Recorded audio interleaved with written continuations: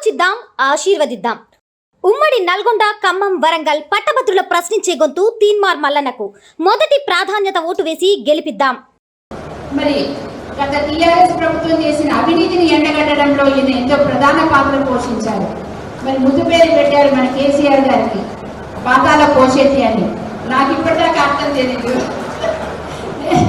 చాలా వెరైటీగా అనిపించేది. రామారావు అని ఇట్లాంటి ఎన్నెన్నో పేర్లు పెట్టారు. మరి వారు ఎంతో ధైర్యంగా ఒక అధికార పార్టీకి వ్యతిరేకంగా వారు చేసిన అవినీతిని వెలికి తీసుకుని వచ్చారు. మరి ముఖ్యంగా కాళేశ్వరం ప్రాజెక్టు మొట్టమొదటిగా మల్లన్న గారే బయటికి తీసుకొచ్చారు, అందులో ఉన్న అవినీతిని. ఇలాంటి ఎన్నో సమస్యల మీద పోరాడారు, మన కోసం పోరాడారు.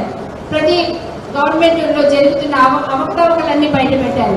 దానివల్ల ఎన్నో కేసులు ఎదుర్కొన్నారు, ఎన్నో రోజులు జైల్లో ఉన్నారు. అయినా కూడా ఆయన భయపడలేదు.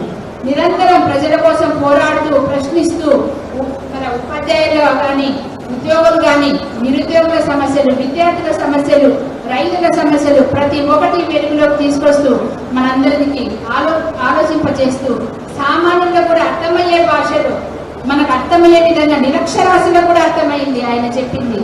అంతగా ప్రజలను ఇప్పుడు ఏ ఊళ్ళోకి వెళ్ళినా కూడా ప్రజలందరూ చెప్తారు మల్లన్న గారు చెప్పిన న్యూస్ మనకే చెప్తున్నారు. వాళ్ళు ఇది ఇలా జరిగింది, ఇలా పెట్రోల్లో ఇట్లా రేట్లు ఇట్లా పెరిగినాయి, ఇట్లా చేస్తుంది, అట్లా చేస్తుంది అని వాళ్ళు అవగాహన కల్పించడంలో మల్లన్న గారు ఎంతో ప్రముఖ పాత్ర పోషించారు. అలాంటి మల్లన్న గారు గత 30 సంవత్సరాల నుంచి ఎన్నోసార్లు పోరాటాలు చేస్తూ వస్తున్నారు. మరి పాత్రికేయులుగా, మరి అలాగే ఒక మీడియా ద్వారా, అలాగే మరి ఎంతో విద్యావంతులు ఆయన 3 పీజీలు కూడా చేసి ఉన్నారు.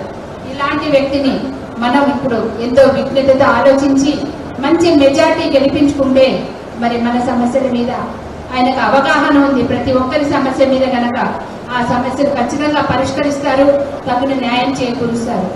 ఆలోచిద్దాం, ఆశీర్వదిద్దాం.